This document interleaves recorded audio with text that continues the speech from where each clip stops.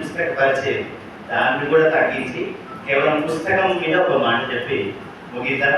ఇందాకే పచ్చడి ఒక మాట ఇచ్చినాడు, ప్రత్యేకంగా దీని మీద సమీక్ష సమావేశం పెట్టుకుందామని. అప్పుడు నాకు అవకాశం ఇస్తారనుకుంటూ ఒకటే మాట, సంక్షిప్త వార్తల్లో మనం సంక్షిప్త వార్తలు అన్నట్టుగా ఈ సంక్షిప్త పరిచయం. చందనాగ్ని పేరు చాలా విచిత్రంగా ఉంది. చాలా మందికి చేరిన తర్వాత ఏంటి చందనం ఏమిటి, అగ్ని ఏమిటి, విరుద్ధాభావ సమాసం లాగా ఉంది చందనము అగ్ని. కానీ నామౌచిత్యం ఏమిటంటే ఇది ప్రతీకాత్మకంగా పెట్టినట్టు నేను అనుకుంటూ, చందనం పైన అగ్ని లోపల, పైన వ్యాఖ్యానం లోపల కవిత్వం, రెండింటి స్వరూపంగా చందనాగ్ని అని పెట్టుకున్నారు. దాశరథి రాసినప్పుడు అగ్నిధార ఇదేం పేరు అన్నారు అప్పట్లో. అగ్నిధార అగ్నేకరణ ప్రవహిస్తుందని, వాటి ప్రవహించే కవిత్వానికి ఆయన ఆ పేరు పెట్టుకుంటే, వీరు లోపల ఉన్న తన కవిత్వాన్ని పైన కనిపించే వ్యాఖ్యానాన్ని కలిపి ఈ చందనాగ్ని అర్పించినట్లు నేను అనుకున్నాను. చందనాగ్ని సంధిగా తీస్తే చందన ప్లస్ అగ్ని, చందనాగ్ని సవర్ణ దీర్ఘ సంధి. దీర్ఘకాలం తర్వాత వేస్తున్న పుస్తకం కాబట్టి బహుశా చందనాగ్ని సవర్ణ దీర్ఘ సంధి కనిపించిందేమో అనిపించింది.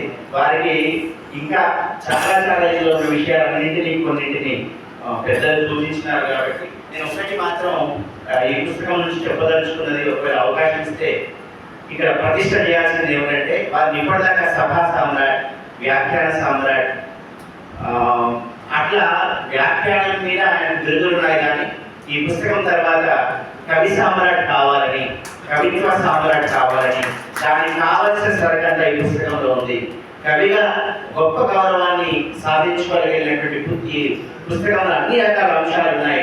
నేనైతే కూలంకషంగా ఆలంకారిక సిద్ధాంతాలతో ఈ పుస్తకంలో ఉన్న 171 కవితల్ని కూడా ఒక రకమైన విశ్లేషణ చేశాను.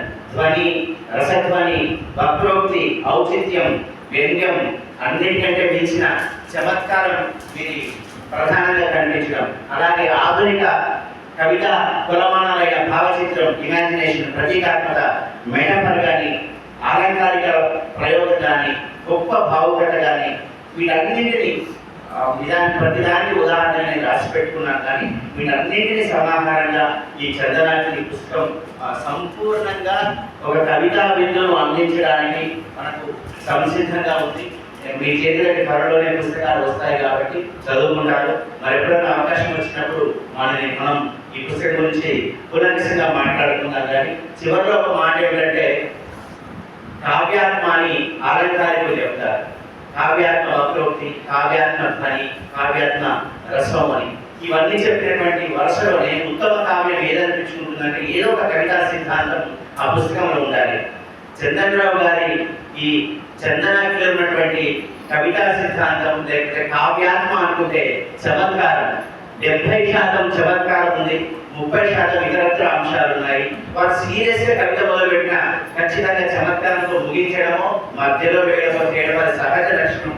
ఒకవేళ చమత్కారం కూడా ఒక కావ్యాత్మ అయితే ఈ చందనాగ్ని అద్భుతమైనటువంటి గొప్ప ఆధునిక కావ్యంగా గుర్తింపజేస్తూ గౌరవాన్ని అందుకునేది తెలియజేసుకుంటూ సభా సామ్రాట్గా, వ్యాఖ్యాన రత్నగా నిలబడినటువంటి చందనరావు సార్ గారి ఈ పుస్తకం తర్వాత కవి సామ్రాట్ కావాలని, కవి సామ్రాట్ అవుతారని తెలియజేసుకుంటూ ధన్యవాదాలు.